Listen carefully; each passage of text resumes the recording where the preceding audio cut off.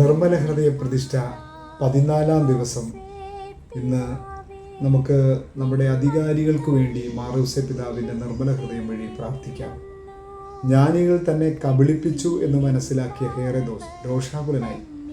അവരിൽ നിന്ന് മനസ്സിലാക്കിയ സമയമനുസരിച്ച് അവൻ ബെത്ലഹേമിലും സമീപ പ്രദേശങ്ങളിലും 2 അതിൽ താഴെയും വയസ്സുള്ള എല്ലാ ആൺകുട്ടികളെയും ആളയച്ചു വധിച്ചു. മത്തായി സുവിശേഷം 2:16. ലോകരാജ്യങ്ങൾക്കും അവയിലെ ജനങ്ങൾക്കും ഭരണകർത്താക്കൾക്കും വേണ്ടി നമുക്ക് പ്രാർത്ഥിക്കാം. നിയമം വഴി ദുരിതമുണ്ടാക്കുന്ന ദുഷ്ടരായ ഭരണകർത്താക്കൾക്ക് അങ്ങയോട് സഖ്യം ചെയ്യാൻ കഴിയുമോ? സങ്കീർത്തനം 94:20. നിയമം വഴി ദുരിതമുണ്ടാക്കുന്ന ദുഷ്ടരായ ഭരണകർത്താക്കൾക്ക് അങ്ങയോട് സഖ്യം ചെയ്യാൻ കഴിയുമോ? സങ്കീർത്തനം 94:20.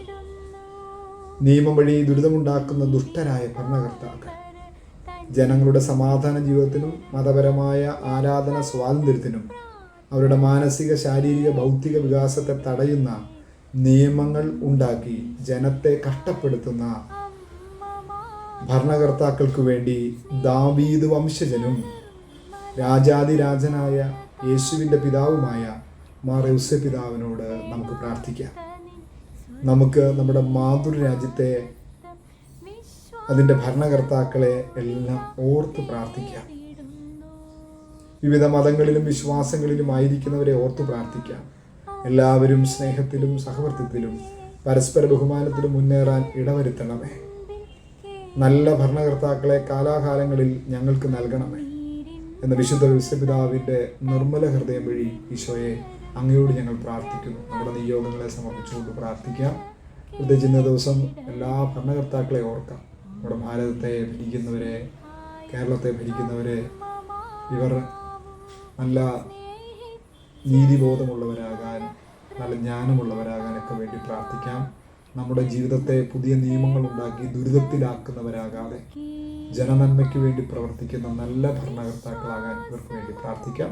ഒപ്പം നമ്മുടെ നിയോഗങ്ങളെ സമർപ്പിച്ചുകൊണ്ട് മാർ ഔസേപ്പ് പിതാവിനോട് നമുക്ക് പ്രാർത്ഥിക്കാം.